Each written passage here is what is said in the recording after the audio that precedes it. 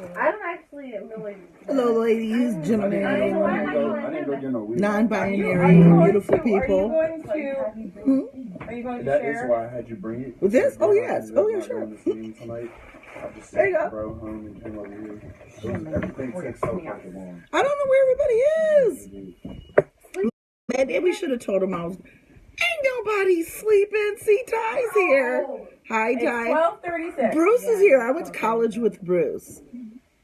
Okay, so we often have these conversations. Tonight I have several of my witch sisters. My daughter is out of the hospital, which is really great. And my witch sister's friend, he's our special guest muggle. We told him he could sit here at Witch Table Talk. We figured that since Jada had Red Table Talk, maybe we had some Witch Table Talk. So we were trying to figure out a topic. The earlier topic was bears. Okay, and our guest muggle here, I call him Malcolm. He was saying that he was, if we ever went, because he doesn't like cats. And Juzzy, y'all know Juzzy will be up here in the middle. And I was just like, dude, you know, she's messing with you because cats sense when people don't like them and they mess with them. If you would come in here talking about some here kitty, Jezebel would be looking at you like, I don't know you, like that woman in the color purple. We don't know these people. I don't know these people. I mean, she comes when I call her like that. Well, oh, that's only because you and her got a special understanding. She's my boo-boo. Right. But when and we were talking about the effects, you know, that's a good topic. You can come in. It's we were talking about like when animals can smell fear. Now let's think about that because, okay, I'm just gonna wait because they shuffling all these goddamn chairs and making all this noise. No, you don't. No, you don't. We just pass them over. Okay, here. Okay. I said, let's do a Facebook Live. Everybody all geeked tonight. Everybody wants to say, oh, we got to put this away. We got to put that away. Because they did about at least 20 orders tonight.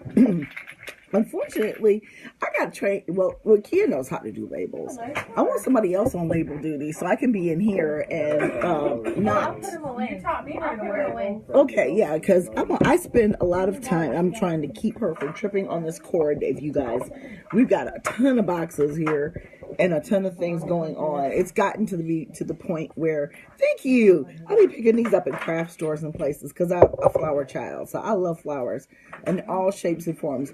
I'm still trying to become a gardener. I'm having some challenges there, but I do like flowers in all shapes and forms. We were talking about animals. And often we start talking and we really amuse the hell out of ourselves. And we say, you can just pass that over here. That we often amuse ourselves and we say, this should be a Facebook Live. Of course, these black folks in this room just got incredibly unfunny the minute I got on the camera and don't nobody want to talk about nothing. But okay, that's all right. They want to put shit away.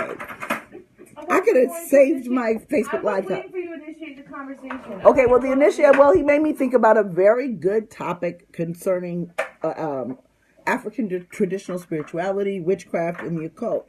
We were talking about bears, like, because Juzzy bothered him. And I'll say, you're going to be the type, you're going to be the only dude out here, and we're going to be camping, and some bear going to come, and you're going to run. And he was like, yeah, I'm going to run. I'm like, that's your first problem. You don't run from bears. The animals... let's think about this. You're going to get tired of chasing you. No. Outrun a bear. No. You know that masculine energy? I don't care if you're a male or female, but people have this masculine energy of enjoying the chase. People have compared So when I leave. Okay, I'm going to turn the camera around and let him keep talking shit, y'all. To a gazelle. Tell us about this, Malcolm. Look, your amazing speedy abilities, because I'm out of there. You blowing me. Like I said, if anybody wants to challenge the foot race, look, you cannot outrun a bear. That's how everybody gets mauled. You cannot outrun a bear. I'm out of there. I'm So, gonna do what I but that leads to a bigger topic. Animals, all animals. I don't care. Human animals, four-legged, two-legged, amphibians, whatever they are. move faster because I'm Smell fear. Smell fear. And so I was just thinking about that as far as magic is concerned. You gotta imagine a nigga from the inner city going to the woods and encountering I understand a real that. live fucking But that's not going to 9-foot keep. Okay, bear. but you're not going to be alive. I'm out of there. No, It's as soon as I hear that nigga breathing too hard, I'm gone. like he's not You going to said get as away soon from as it. that nigga breathing I too heard that hard. nigga step on a tree branch. Or Look, something, I'm you are out of not there. going to. I Here. am going to know he came. You are not going to get away from the bear. I'm out of there. Here, I'm out of there. Tiff. Straight like that. I mean, y'all can No, fuck the bear, no, whatever y'all wanna absolutely do. not. I'm telling you right now, I'm out of there. But that's the But thing. you're not gonna make it. You're not gonna make it. And my brother here, my brother Robert is on here. In Cool Runnings, when everybody Everybody's seen in Cool Runnings. Listen, and they fell in the dirt, Yeah. that's gonna be you or that fucking bear, okay? Fuck off anyway. I still gotta try. You ain't crossing the I line. got to try. Someone else is getting gold. I got to try. and see, it's I'm telling you, that's why the black person always dies first in horror movies. I'm getting the fuck out of there. But I want to talk about this. This is on my mind quite So I'm often. just staying there. What do I do? No. But no, Somebody this please is. help me here. I'm not gonna talk to you about the bear, but Oh, I'm gonna talk to you y'all about the gonna bigger stand there. picture. No, I'm gonna talk to you about the bigger picture. About we're often depicted when it comes to spirits, ghosts, and spirituality. So black people are either depicted on this really super voodoo, sacrifice a child type of crazy, made up hysterical phenomena, kind of akin to reefer madness.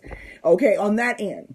Okay, and then how can we be the scariest, most magical people in the world? I'm asking a question, and you're not going to remember what the question was, so I'm going to say it again. I'll listen to you. We're on these two ends of the spectrum. You know, you'll see a lot of that stereotypical. I'm a voodoo priestess, and I'm going to tell you that some of that stuff is just really ridiculous. Okay, some of it be on point, but some of it's really ridiculous. And then on the other end, we have Are you really African peoples of color from all over the place depicted as scared of the first thing that goes bump in the night. And my question always was, well, which one is it? I think sadly we have become that person who is scared of the bump of the night. I think that as a whole, as our culture, due to religion, we have become scared of spirits. We've actually been scared of our own personal spirit and our own divinity. We become scared of a lot of things. And like I said, animals can smell fear. Do you want to know my biggest fear is? Do you want to know my biggest fear is? Okay. What is no? He's talking. What's your biggest fear? My biggest fear.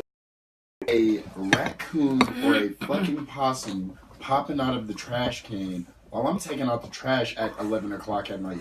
Why does that scare you? Because I don't know. Like, they're just weird. They're just creepy looking fucking little tiny animals, and they're creepy and weird, and then they get 30 to fucking 50 pounds. Like, do you know how big a raccoon is? We have some big fat ass raccoons in Chicago that lived in the I live by Rose Hill Cemetery, which is one of the most famous cemeteries in the country. People like Hinckley from Hinckley and Smith, Marshall Field, lots of people like that buried there.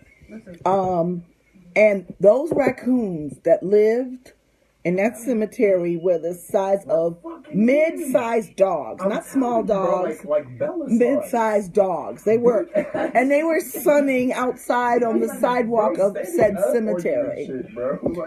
But think about that. It's like, but if you really rationally think about it, and I think that's one thing that, for me, my initiation helped me with, but just life in general. If I look at the possibilities of a situation, then I'm not scared. Fear is the absence of possibilities. So you fear something, you don't think you have a way out. So fear is the absence of possibility.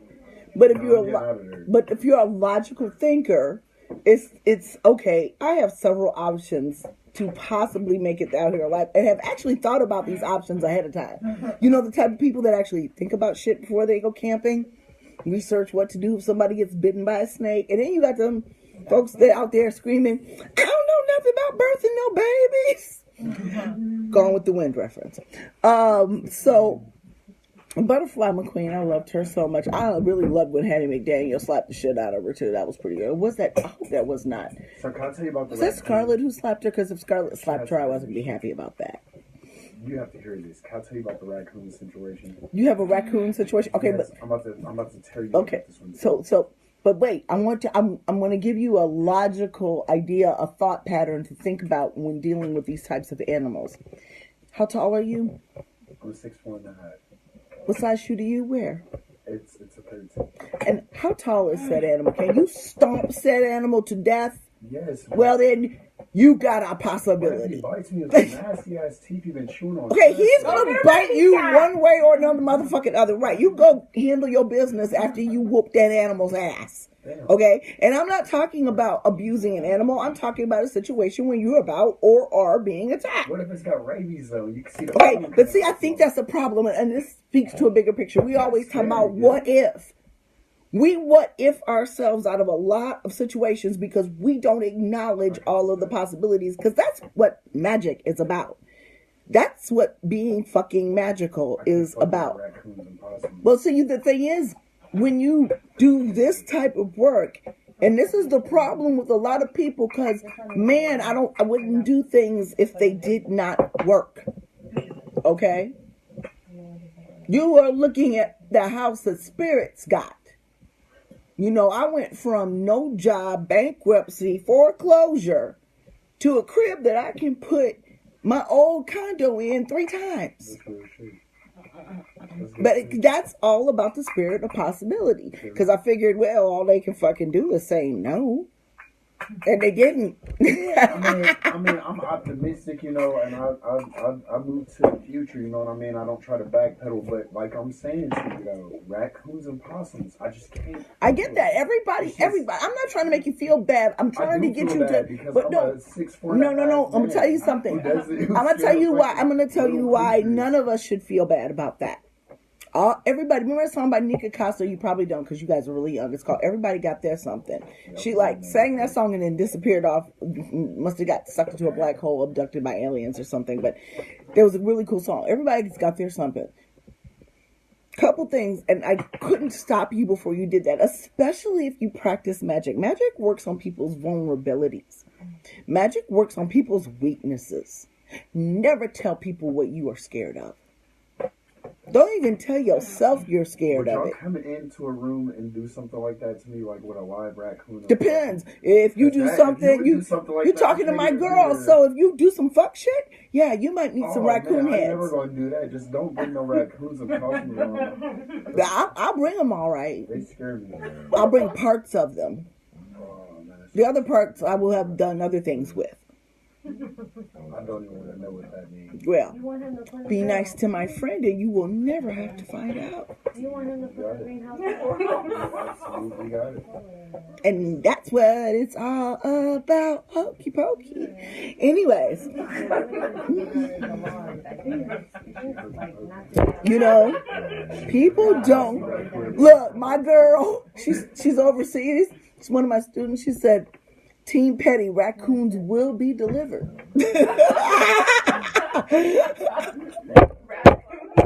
I just shared an article, y'all, about a woman who found a goat's head on her hood of her car. Talking about she don't know where it came Bro, from. scared the shit out of me. Oh man, I'd probably run away. You only have to be scared if you did something to deserve it. I just don't understand why that would happen to me. That's why I'd be so scared. Like, bro, That's who why it's would really take the time to important. cut a goat's head off and flip that shit on my car. My brother Arias, he says, in the darkness of the forest, check this out. In the darkness of the forest, the witch should be what everything else is afraid of. That's why I'm trying to tell you, I can't be no witch and worry about a goddamn raccoon that I can easily break the back of in one stomp. Damn. You have the accuracy to do that? Oh, I'm gonna get the accuracy to do that. I'm gonna tell y'all this story. Let me tell you. Okay, and if I'm lying, I'm saying this on a public post on Facebook that can be disputed, but my sister will co-sign. Remember, what was that called? Snowmageddon. They can open your house door. Wait. And come in your house. Snowmageddon, 2011, dumped about 4 feet of snow in Chicago. So my sister had a sizable vehicle. I had to meet her. We lived in like an alley over from a Popeyes, okay? And so I couldn't get my car out the garage. We couldn't go out the front gate. We were able to get out the back gate only because... Over on Howard? Only because the alderman paid $84,000 to plow our alleys because they don't plow alleys in Chicago. That's kind of like a neighbor thing. People pitch in. God, so glad to be here. Anyways, woo, we just talk about that every day. Okay, so imagine we're at Snowmageddon 2011. I wasn't really practicing magic. I knew the guys at the voodoo store. I, started to look into what they were doing and stuff, but not by any stretch of imagination a practitioner, okay? And I had to come out of my house. Me and Trinity had come out of our house, and I had to cross over so she could pick me up and take me back to her house because my car couldn't come out of the garage. And when I get a minute, I'll share a picture of half of the alley snow was piled up against one garage because the guy didn't use it for anything but storage. And it came to the top of the door of the garage. So you can imagine what driving conditions were. So she came and got me in that hellish drive back to the house. If you've seen the world famous pictures of Lakeshore Drive being closed down, the cars are sitting still in the snow. That's what happened. I looked out my window and there was cars in the street just left there. So we get to my sister's house and we're just really thanking all of the gods above because that was one of the most hellish drives of our life. She turns to go into her driveway and somehow gets stuck in an embankment caused by, the shoveling out of snow. I mean, she's trying everything, backing up, trying to do nothing. I get out of the car and I say, okay, I'm going to push and you're going to rev the car. Now, mind you, maybe the car warmed it up for me or something. I don't know. But I was so angry and really kind of scared because her car was halfway out in the alley. I pushed that car, and she couldn't move it before with just the engine. I pushed that car, and the force was so strong that the bumper stayed stuck in the snow. And I'm telling you, she will back me up on this. And I'm just standing there like... So now you got to shovel this ice snow. No, I'm thinking, I just pushed a motherfucking car so hard out of an ice bank or a snow bank that I ripped its bumper off. I would not have gotten out of the car if she had just been able to do it with the car. And I was pissed because I'm like, we almost made it. God damn it. I was mad as fuck. And that's that mommy rage. That's that shit when you hear about people picking up cars and doing crazy shit. Supernatural. Exactly. I was watching this one thing. This 13-year-old lifted a car off his uncle. Yeah. And I was like, because I kind of blacked out too. I just remember pushing the car and then all of a sudden hearing a lot of noise. And then when I realized what the hell was going on, she had actually been able to pull out and get back in properly. But look, I might be able to slap somebody silly, but I'm certainly not a weightlifter or something like that. But one of the things that I did realize about that situation that I didn't realize about other ones is that I didn't stop to have to think about it. I didn't stop to doubt that I was going to get this motherfucking car off the snowbank. I got out. You know how you be mad? You be some impossible mad? I'm just going to burn a whole motherfucking world down. And you mean it. I'm just going to burn it all down. Fuck these hoes. I'm done. And in that moment, and that's how crimes of passion do occur, because they moments last longer than others. Most of us, like, in the point from getting from anger to the point of contact with the target, calm down a little bit. So maybe it's an ass whooping and not an outright murder, But think about that. When you don't stop to doubt yourself, what you could do. But the minute you stop to think about the possibilities of not, and somebody told me this, Achani Lele, he's written a lot of books about the Orisha He's a really good all around good dude. Okay. And he wrote to me. He said, I noticed that you started off this one spell that I shared with you guys online from a point of lack. He said, why don't you turn that around? Why don't you write that from the point of already having it? And I had to stop to think about that because that's what we're taught in church, right? Mm-hmm. You know, claim it, name it, claim it, believe it, receive it. Can I get a witness? So, but then when you really do that shit, then it's witchcraft. When you really manifest stuff. Witchcraft is just made better by using tools. It is, we are people. We like things for whatever reason. You know, some people might even just like the stick, but they like the stick. You know, the minimalist still has that one thing that they like to have, like that little Bose radio that makes the whole motherfucking place blow up and you can't even see it. You know, even a minimalist has that thing, you know. And so we are people and we are humans, most of us anyways, and we like our things. So that's why it is very important to our psychological state that we have a wand. This could be a wand. I have a wand. This is not it. That we have a crystal whose energy vibes with our intention. Or we involve an element that, you know, backs up our intention. Say fire, say water, say air. You know, you see them bitches selling air. Did you see that video? These motherfuckers selling air from like the Swiss Alps or some shit. And they put it in a jar and they send it to people. They're selling the shit on Etsy. I hate everything. Wait. Have people actually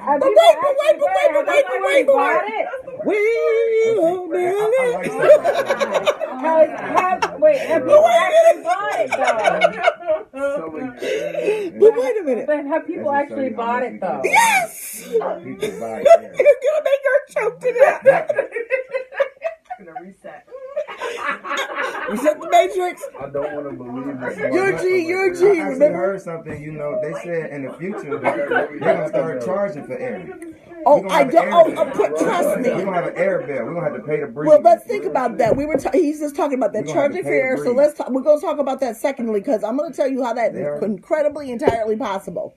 They already said But we're not going. But wait. Yes, it has. But can you give me another second to finish this story before we start the next? Got you.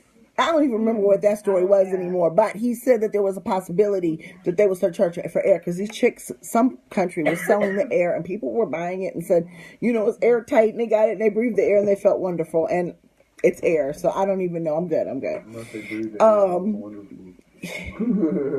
But there, he said that there's going to be a point where they're starting to charge for air. But stop and think about this. You're already being charged for water, and in some places the water supply is so contaminated it can't be used. You need water just as much as you need air in order to live. So yes, and you know, of course, they've already charging for better water. We charge with. I mean, they already got O2 bars. Yeah, I mean, yeah, everything is controllable. And that's, you know, that's the beauty and not everything is controllable, but there's a lot of things that can be manipulated, and that's the beauty and sometimes the tragedy of science. Because, you know, there's a lot of people who know how to manipulate nature and things like that, and it's not necessarily good what they're doing. You know, either for the planet or for the people that they're, you know, causing havoc with. Because even, you know, the most protected person will always get a feeling or an understanding. Sorry, I was scratching that thing down there. I just forgot that there was a mic. But you, I lost my train of thought because I realized I was being rude. Choo-choo was derailed. I was. It just went way off the rails. How did you get rude? I was talking and I was scraping with that. So okay, now he's gonna tell me his possum story. But go ahead, Tier. I'll turn the camera around. in Briarwood, right? Hey. Do y'all know that? Does anybody know the area? No. That's north side of here. Nah. Okay, so I'm on Cleveland and Briarwood. There's alleys everywhere. You feel me? Anyways, the fucking raccoons were living inside of the shed behind the house, and I didn't know it. So I'm going. How many raccoons? It was like 4 or 5 of them.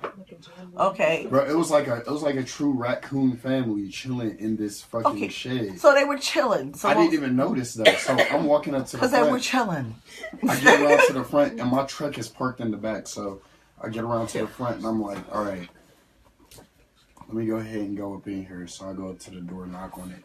Why these fucking raccoons come out single file around the side of the house from the back? 5 of them. One of them, the first one that came out was big as fuck. He was like at least 60 pounds. Okay, so get to the chase. What is the problem? I never got chased. What happened is... You didn't get chased? I didn't get chased. I didn't get chased. It just really... I just wanted to get off my chest because it really scared me. Like, hold on, I didn't even get to tell you about the rest of the raccoons. No. He it was like real shit. It was like the biggest raccoon ever. And then his friends with him was like mid-sized, and then the one behind over them was like a baby. I'm gonna say, okay, bro. Chilling, walking past me. I'm gonna ask you again to get to the chase. Well, No, I'm gonna ask you some very pointed questions. They're open, but they're pointed. Okay. Did you have said encounter, or did you just observe the coon family chilling? Bruh, that was the encounter. Oh, okay. Seeing that shit, okay. It was like, hold on, I'm gonna tell you how close it was. It was like where I am right now. Here's the house, right? I'm at the door. The door's right here. This is the fucking between the 2 houses where it leads to the back. No fences. Dude, I'm gonna ask you one more motherfucking time.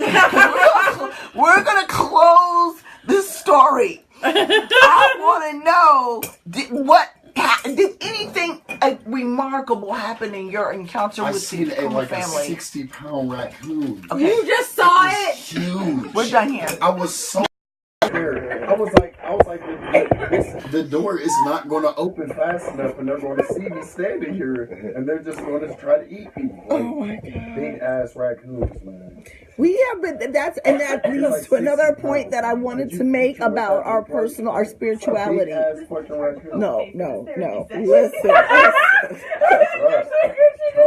Listen. Did you hear what she said? What? She said you needed to pay a copay for the therapy session. It's not on topic. That shit was good. I'm We were just talking saying. about raccoons earlier, though, so I just wanted to tell you about my raccoons. Okay, but that was not a situation. It was a sighting. All right. There's a difference between a sighting and an abduction. All right, well, one time I was in Athens. One time at band camp. No, for real. I was in Athens, and... Have you ever been bitten by a raccoon? No, somebody was feeding a raccoon in the same house that I was in, though, and that was even weirder. That raccoon came to the front door, and it's like, it's okay, just give him a crack. I'm going to say this, What wrapping this up so beautifully into a tight little package, I am going to say that we as humans, especially people of color who are part of the oldest DNA ever, have lost our affinity with nature, with animals, with, I think, in a lot of the respectability politics and stuff, I think black people shunned animals.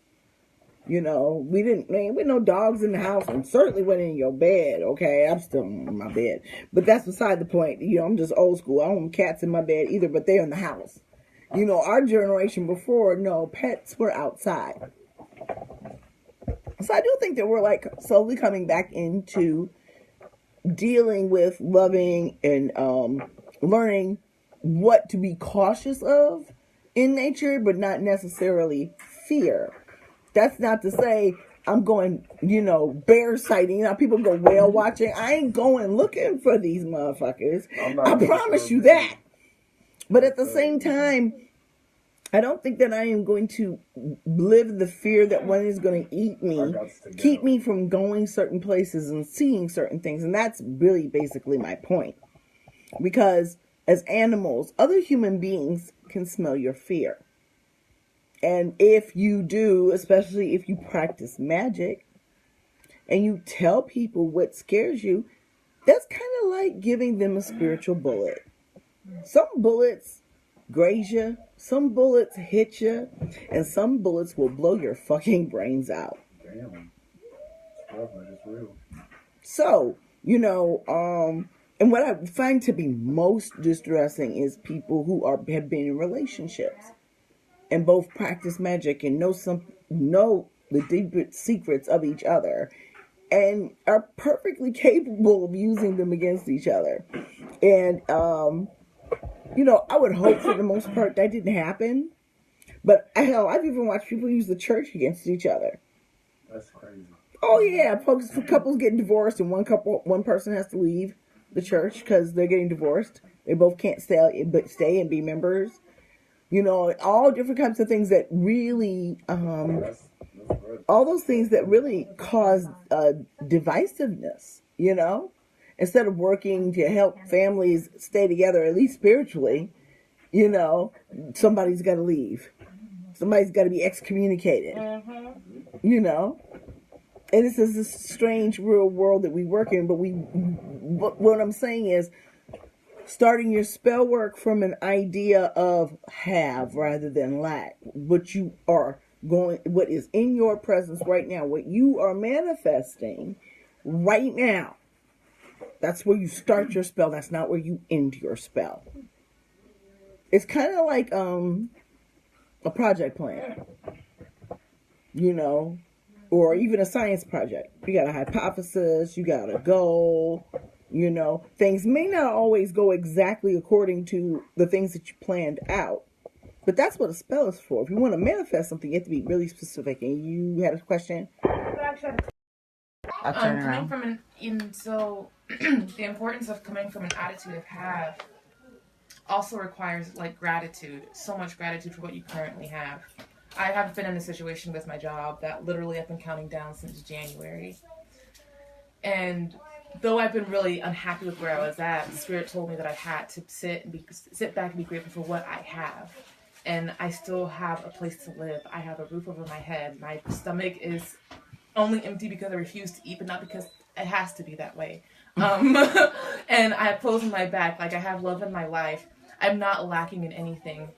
And when I sat down and meditated on that moment, that's when I began to see things change. So it sounds like a huge cliche, but starting literally your spells from I have requires you to see what you literally have in your life and starting from the area of gratitude. It's kind of like a key in the universe to be all right, this shit's real. They're ready for to take on those steps in their potential, essentially, because they are able to see what is actually in their life, so I can give them more. Right, and that's the thing, especially with spirits, just people always they don't understand, well, why do spirits enjoy attention? Well, don't we enjoy attention? Don't we enjoy praise? Don't we enjoy gifts? And so, knowing that energy, most of it, that there are spirits who aren't ever human, both on the light side and the dark side. There are spirits that were never human, but of the vast amount of spirits that we work with, especially in ancestor veneration, were human. So, of course, they're going to be pleased with what you give them if you give them what they liked. Remember how, Cain and Abel did that sacrifice, and, Cain rolled up there with some watermelon. God was like, Yahweh. He was like, that's really not what I told you to get. And it's so millennial. Because he's like, but, Pop, I'm a vegan. Grandpa, whatever, I'm a vegan, and this is what I do to express my personal. I was surprised that Yahweh didn't smite him right there. Just shut up. He let that motherfucker live long enough to kill his brother. You saw this. That's why the Bible don't make no sense to me. Because if I'm a God, shut. Bitch, you brought me. I hate cantaloupe. You brought me a goddamn cantaloupe. You die. You know? Because that is the type of guy Yahweh is, and people are like, oh, you know, like Jesus, y'all talking about. Y'all ain't talking about Yahweh. Because Yahweh likes to like send folks hollering outside folks' windows and knock down walls. Now, if that's not magic, I don't know what is. Go outside and sing and chant and scream, and those walls are gonna fall down. The people, I'm like, that sounds like some powerful ass magic to me. You know?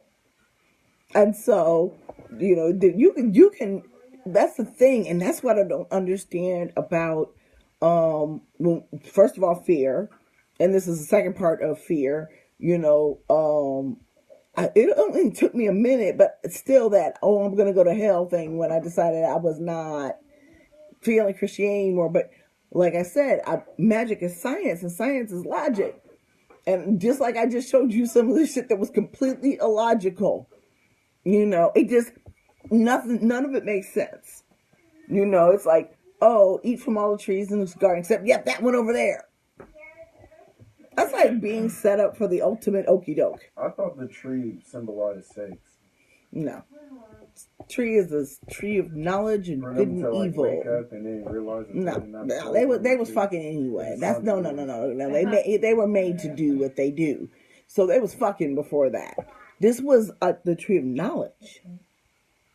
You know, but Adam and Eve, yeah, they were fucking, but they were probably fucking like rabbits. You know, just no knowledge. They're just kind of around. But if you look, some of the Sumerian texts talk about how they were mining gold.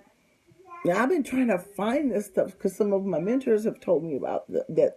And it's once you go down the rabbit hole of the Sumerian texts, and the Gnostic texts of Christianity, you'll never come out of the rabbit hole. That's what I'm going to tell you about that. But, that a lot of the stuff just lined up with that. I mean, like Greek mythology, the creation story, Kemetic line. You know, Egypt. If that is as far as we can go back, I'm thinking we probably can go back a little bit even further. But that, you know, we've had that since all the way back then, and that's why it's really very interesting to me how we have so quickly. And I'm talking about I'm talking about grain of sand type of quickly, considering the existence of Africans animism, which starts at the very beginning of all religions, and how our lines are unbroken into all of our religions, and have this profound fear of things spiritual. Sees a ghost and screams and runs. I see a ghost, I'll be like, what's up? You here for something. When I think about all the missed opportunities that I had being scared. And I'm talking about not just spiritual stuff, like going overseas. I didn't want to leave my cats. And them cats died a couple years later. I was just like, I could have been in London. Just, to have that experience. Or when I went, I'm not even going to lie to you all, I took the ACT, like the Connect the Dots. I really did. And I got a good score, enough to didn't have to be in any special programs or anything like that. Regular admissions. But I had to have a couple more points for OSU. Now, I was in Chicago at the time, and I was just like, I'm trying to stay close to home because my man is, in Chicago. Woo, the mistakes of youth. Okay, that's all I'm going to say, So I'm a big proponent of when you know better, you do better. But I can promise you, and I want to ask you guys if you agree with me on this. The things that you feared the most, were those the things that really just messed you up? Or was it something that was completely unexpected? Took you off your square, fucked you up, some shit you would have never, ever thought of in life. Think about the worst times of your life. and the things that you were fearing at that time, were they related? And I don't want to influence with my answer, so I'm trying to wait. Or did you feel particularly blindsided by what happened? Were you expecting it from fear, or were you just completely shooketh? For me, I think it was just environmental. So my biggest fear is failure, disappointment, things of that nature. That was environmental. That was and so that became a part of how I function. So I don't think I had an opportunity for it to be like a poof type of thing. It was something I literally was Always anticipating because of anxiety. What about you guys? Do you feel that way about that type of stuff? Do you feel like you saw it coming? Or at the time you didn't think you saw it coming, but then looking back, you'd be like, yeah, I saw that shit coming. About it like that. The latter.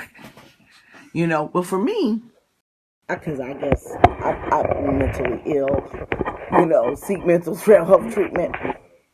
Never saw the shit coming. The stuff that I was scared of, or the stuff that has kept me up at night, never happened. You know, every time I over worried myself in a particular time period, like when I was having a child and things like that, those things never happened. You know, and I think about the things that happened that, like, when my cousin was murdered. I ain't none of that crazy little stuff that I panicked about and spent energy with. Prepared me for that, warned me about that, and was even that. So that's when I had to put a lot of worry and fear away as a human being, because I have anxiety, prone to anxiety, but I have to sit here and be like, sometimes like, but there is like this likelihood that this won't happen, and then it could, you know. So let's just roll and see what happens. And I think that I think a lot of our health would be better if we did that. I think our mental health, especially with being Black in the United States, or anywhere else in the world. I was even wondering, is there an African country where we could run, you know? Because I think that we would love to have communities where people of color could live, be free, you know, create amazing things. That's why we hold on to Wakanda so hard. But then, you know, also today is the anniversary of the massacre that took place on Black Wall Street. It's like you want to move in and put whatever you're doing in the middle of white folks so they won't bomb you. Just for trying to live and be peaceful and enjoy your life. You know, and so that's a very real reality for a lot of us. But one of the things that I found, especially, and I don't know if you guys, all my friends are woke, because I don't like stupid people. And so when I go and I read their news feed, it's like, oh, whoa, wow. You know, sometimes I share it, sometimes I don't, because it's just like, I don't want to, I mean, I know it's here. I'm staying aware of that. But, you know, I much rather would want to talk about how we can empower ourselves to do things, you know, and how manifestation actually really works. And it's energy. And when you have a number of people that don't wish well of you, it happens.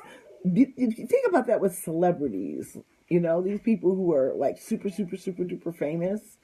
And it's like, people, I don't know, people don't expect other people to be humans. Right. And, you know, or they'll say that somebody's supposed to be a role model. Says who?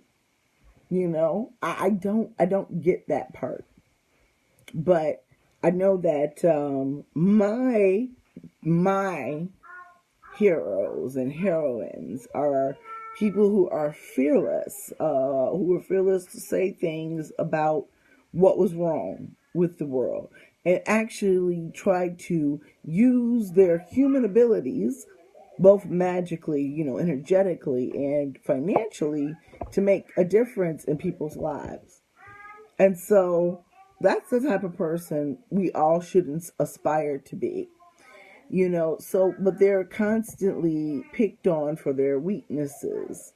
Whereas I'm sure a lot of people, because I've met a lot of strange ass people on this planet, if you were to put cameras constantly following them, you wouldn't find certain things to be so pleasant either. And I'm not talking about illegal or just things like that, but just, people don't get along sometimes. People argue. And sadly, people resort to physical violence. But the reality of the matter is, we are human. We all have something that we fear. And the first thing is, there are ways to conquer fears. I don't know. I think sometimes some of that, what do they call that type of therapy? Conversion therapy, is it? Mm-hmm. Like when they make you sit in a room full of snakes because you're scared of snakes? No, exposure therapy. Exposure therapy. I think that's traumatic as hell. But it is the most effective method. Yeah, but you fucked for life. It's like some part of you is reset. You can hear the little gears locking back into place. That's traumatic as fuck. But I don't know any other way. You put me in a room full of raccoons and yes, exposure. That's my whole. Yeah, if you just have to sit and chill with some really cool raccoons. No. And they'd be like, dude, they make juices. Just bring them some kibble, man. They'll be your new best friend. I know people that are scared of squirrels. I had a squirrel that I used to feed every day in Chicago, and come for Cheerios. A paraplegic ferret. Did they have a little scooter? No, he didn't even have a scooter. This nigga would drag his legs. It was listen. Why didn't he have that poor animal put to sleep? I've been around some real weird situations. Well, I mean, as long as the ferret didn't have the ferret had a very great life, but he scared the shit out of me because he would just could you imagine a ferret just dragging itself at quick speed? This motherfucker was moving though. Stop! I'm telling man, I'm about to call him. Y'all gonna make me call him. I'm like, you remember this brother the ferret would run around and drag his back legs, scare the shit out of me, go upstairs and everything. Go upstairs. I can't even put the camera back on this dude. True story. That's a true story, bro. That's horrible. That's really First of all, that's horrible. And I really don't. If he had a great quality of life, that's good. But it was all I know is if I gotta drag my legs behind me, I'm gonna want somebody to put me down. Okay, I don't want to drag my legs. I can at least get a wheelchair or a little scooter or something. I can't. Once again, you have a problem with rodents. I do. You do. It's really and weird. it's okay. No, it's not weird. I don't like rodents. Okay, but listen, I'm not telling. What I'm telling you is, it's understandable. I can laugh at you, but I'm not really like I got a mouse that hangs out my garage, and I'm giving him a place to crib for the winter. I cannot get down. I don't play with him, man. I told him go on. He looked out behind that me, and I'm like, bye. And he's like, bye. I'm not gonna kill an animal that's just trying to keep warm. Now you come up in here. Let me tell you something, Jazzy. You can't get past Jazzy in this house. About that. You're never gonna have trust me. But that I don't like cats because they're weird, and then that leaves because dogs don't catch. You know what? You don't like cats. Cats have been linked historically to witchcraft and worshipped because of their abilities. Cats are the original. I don't give a fuck. Okay, first of all right. The cats, gave us something to aspire to. Okay, to the level fucks not to give. Like just walk into a realm where the concept of giving fucks doesn't even exist. You see this cup here? Let me knock this down. Right. Yes, oh, your shoes here? Let me take a piss on that. Right. My sewing machine. Let me sit my ass right there. Right. That's the craziest fucking cat I've ever had. The most disobedient, craziest ass cat, and her name is Jezebel, which I had to match the cat with the name. So that cat is insane. The every time I go to the vet, she tries to put her on Prozac. And when they trying to cut her nails, you should hear her scream. But she's crazy. But at the same time, everybody loves this fucking cat because she's cuddly. She was the cutest cat in the I world. can't hear you banging. Stop banging. She's so soft. All I'm saying is that cats can really. That's called a succubus. It is a succubus, okay? She's a siren. She's real beautiful till you get right up on that bitch and it's like. She tried to smack me yesterday. And for whatever reason, the mystery of that, I think I like. What I don't like about dogs is their loyalty. All the time, because I've seen some dogs be loyal to some motherfuckers that I wanted to put down. Okay, I'm like, I will take care of your owner for you, type of shit. Dogs are very loyal, for the most part. And a friend of mine, Kimberly Herman, wrote a story a few years ago about a neighbor's dog, and it takes a while to break an animal spirit to the point where they're violent, how they're training them to fight and things like that. It's the same thing with human animals. It takes a while to break a person's spirit. And so that's why I can't understand this like tiny microcosm of time that we've practiced Christianity. We have forgotten about like the millions of years and our spirits, gods, and energies that came before that. It's very, very strange. And then, so it creates this fear of spirit, so I am yet to meet, and this is something that you all should understand. I'm yet to see one white person go, oh, when I tell them that I am a voodoo priestess. How many black people you think I do it just to see? Sips tea. I do it just to see. And it's always us. White people are like, oh, that's so cool. That must have been amazing. I'm like I'm just gonna sit up because let me tell you, because in European circles, they at this point they expect me to tell them my entire initiation story, and you just sit up there and go, yes, it was, and you just sit there. And but you tell, go home and tell your family. Oh yeah, I was in Haiti for like the past 2 weeks. Yeah, I was sitting in a hut. Yeah, I'm priestess. Oh Lord, look, man. The day I told my mom I was thinking about converting to Catholicism, I thought she was going to be Catholic. Catholicism. Man, you'd have thought I'd started saying I was practicing witchcraft back then. Because, and my mama wasn't even like really like churchy or anything. She was just like, oh, hell no, not Catholicism. Oh, she probably watched too many horror movies and read too many books, of an untruthful kind or a truthful kind, depending on what you're reading. That's where I got my love of reading from my mother. So, the possibilities, once again, and I'm going to wrap this up, is that when you're making decisions about things that you're going to, or that you want, I think that's a better thing to do than to think about what you're going to do. The first thing you need to think about really is what you want. People say they want things, but they don't really have a desire, a passion for them. Yeah, it's like, yeah, I want to have sex every night, but do I want to have a relationship every day for the rest of... No, that's not what I want. I want to have sex every night, but I do... No, that other sink doesn't work. I'm sorry. There are no open drawers. Nope, I do not have a hanger to spare. No.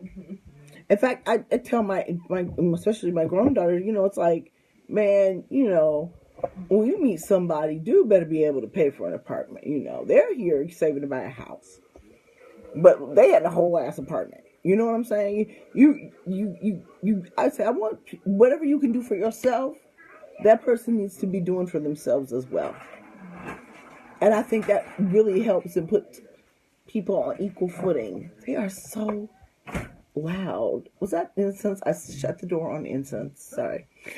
But the thing is if you really, really have a desire, a passion for something, you'll do it. And you won't spend time thinking about what you can't do or what you don't have. If you start from, a burning desire to do something, like some people want to learn how to sew, some people want to learn how to play an instrument, some people want to invent something, some people want to learn how to code, some people want to go to medical school, some people want to be physicists. You find that one thing, and the reality of the matter is I'm yet to have anybody ask me, I can't tell you in the history of ever, even my first job out of college, what my GPA was. It's really important, especially with college becoming more and more expensive and a lot more people dropping out, that you do find your strength, your passion. And because when you do find that, you will do anything to make it happen, And there's too many people that do jobs, or even trades, like having their own business, doing things they really don't want to do. What a waste of it all. I don't think we were put here to fear, which is getting back to the topic that we are talking about tonight. We're not put here to fear. We're put here to create. Even if you are a Christian, you are made in the image of a creator. So what does that mean? That means you're going to create something, right? So I find, especially for people who suffer from anxiety and depression, or to fight or keep it at bay, that making things, doing things with your hands or your passion, it helps tremendously. That's why they have art therapy. But I think too many of us have gotten to the point where we kind of sit in our own stench out of fear, So one of these days I'm going to use these paints I bought and these canvases because I keep seeing these beautiful images that people are making. And I'm wondering, can I do that? Do I have a talent for it? I never seriously tried it. There's a lot of shit that I'd never tried before that worked tremendously well, right? Just business, So if we start to think, fear, Shackles, like, for example, dude, if there's a raccoon standing between you and $1 million, what you gonna do? You gotta get past the coon to get that $1 million. That's all you gotta do is get past that coon. Do I have to there are no conditions. There are no conditions. You got to get past the coon. Okay. Are you going to do it? For $1 million, I'm gonna have to fight a raccoon for sure. Okay, yeah, well, that's not the see, but see, that's the mindset you're going. A bear for $1 million. No, stop. No, because that's your life at that point. Well, a raccoon can't slit your jugular vein and kill you, by the way. But that's beside the point. Yeah, because they can open doors. Is it really? Yeah. No, well, that's $1 million. These are the questions you have to ask yourself. How badly do you want it? I'm a fighter. Well, that's why I love that song by Tupac. How do you want it? That's my jam. But I'm not always thinking about sex when I'm singing that song. I'm thinking about something I want. I didn't expect that you would think of sex every single time. Well, I mean, that's what it's about. And then I do, but it's left. Right, but then I can think about other things, and those things become spells. It's open. If you start to think about that, those things become spells. When you think about things, how you want things to be, how fast do you want it to be? How slow do you want it to go? It's just like, you probably take any sex ballad and turn it into a spell, because it's about that thing you desire a whole lot more than anything else at the time. And so that's where spells are born, from a desire to change the energy or to manipulate a situation. But what I'm going to say again is primarily it works on fear. Because unfortunately, that's the psychology that we're under when it comes to these types of things. You know, the only thing is that if you know how to practice magic, you don't live in that state of fear. You just don't. You know that in certain situations, and it's not, people are always like saying that's giving up. It depends. Sometimes people will say what will be, will be. And people be like, oh, you punking out, But it's like, no, I looked at the situation logically, and yeah, this is pretty much the way it's going to be. For a minute.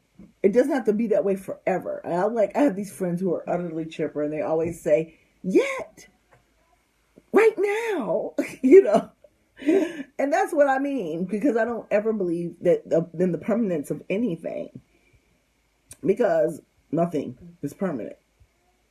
So since nothing is permanent, including our own sorry ass lives, why are we walking around in fear? And some of the stuff I get, I get like shit that can kill you, cause extreme grief or sadness. I completely get that. But some of the times when we want to really do something, we let irrational fear stop us.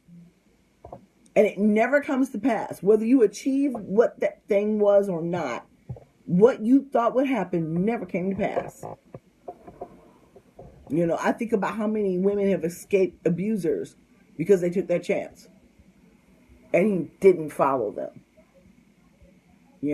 Think about that. I know plenty of women that has happened to, where he just moved on to his next victim. It was too much effort for him to come and track you down and drag you back. He just went and got something new to abuse.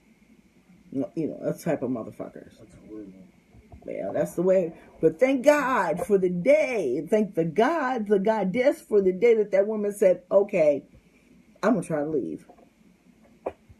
I'm going to try to get the entire fuck out of here. And think about all those who got away.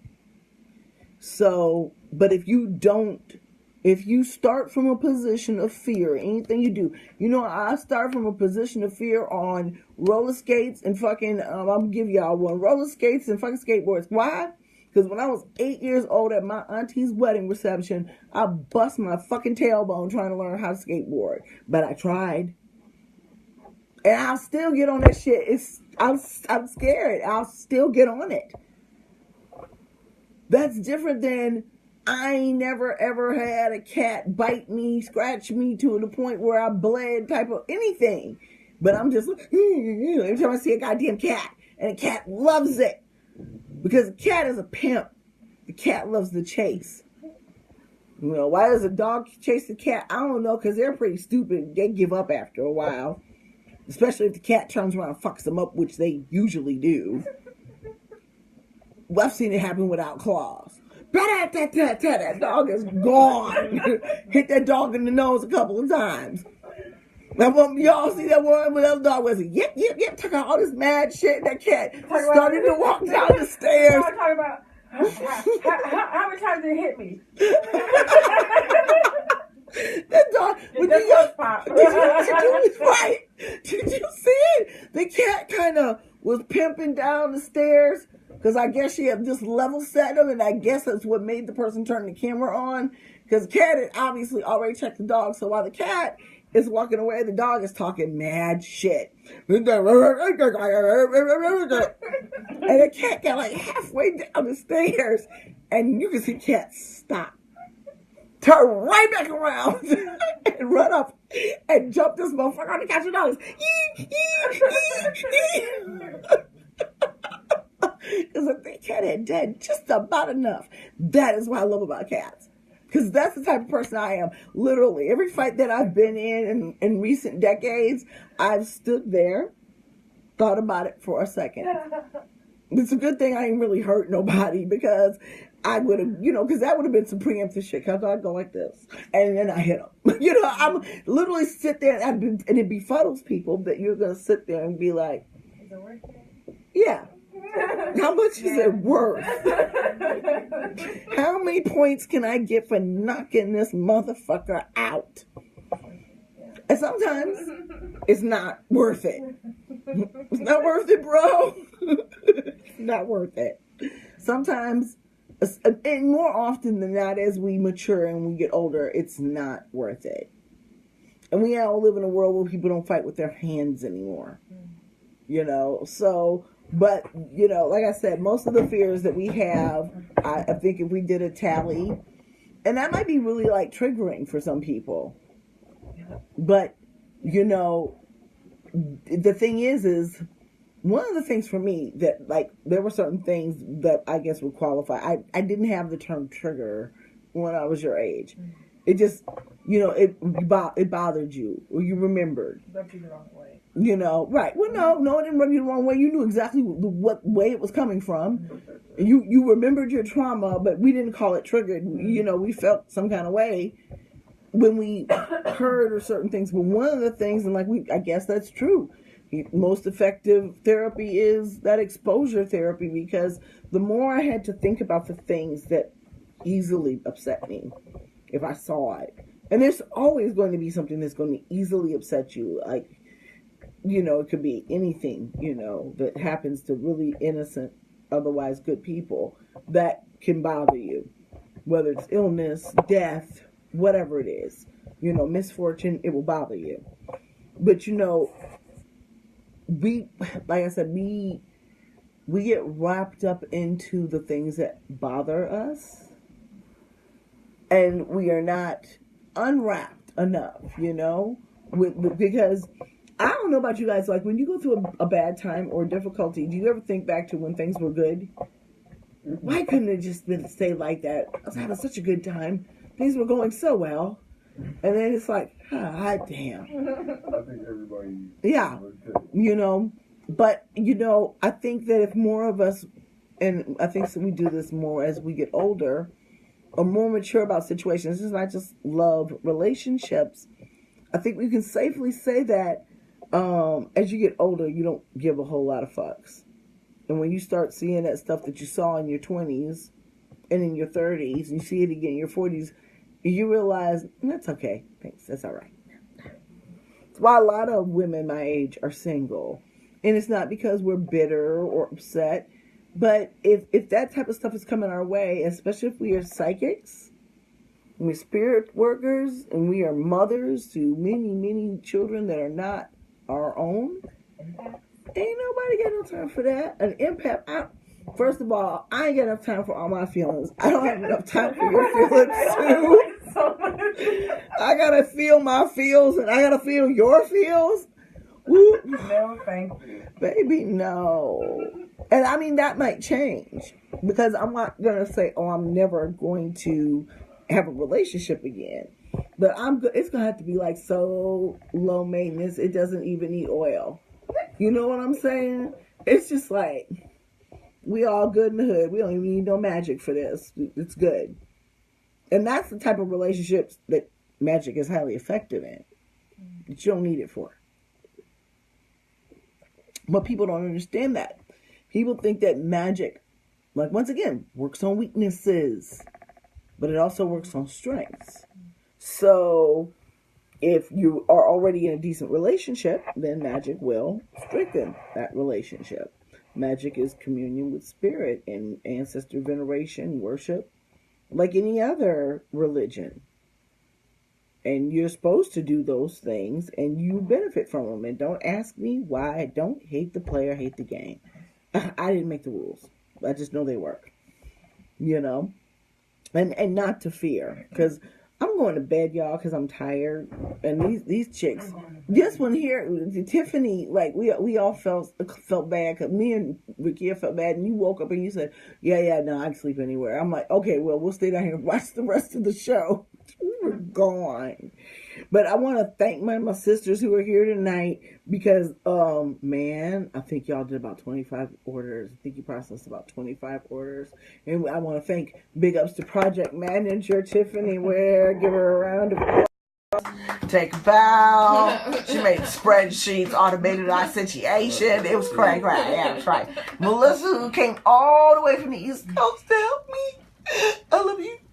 Star. and my daughter, who's obviously going to bed, and I call him Malcolm because he looked like, you know, a little red Malcolm. But what was the other one we gave him? X? No, tonight. Oh. Tonight we gave him another name. Roadrunner? Oh,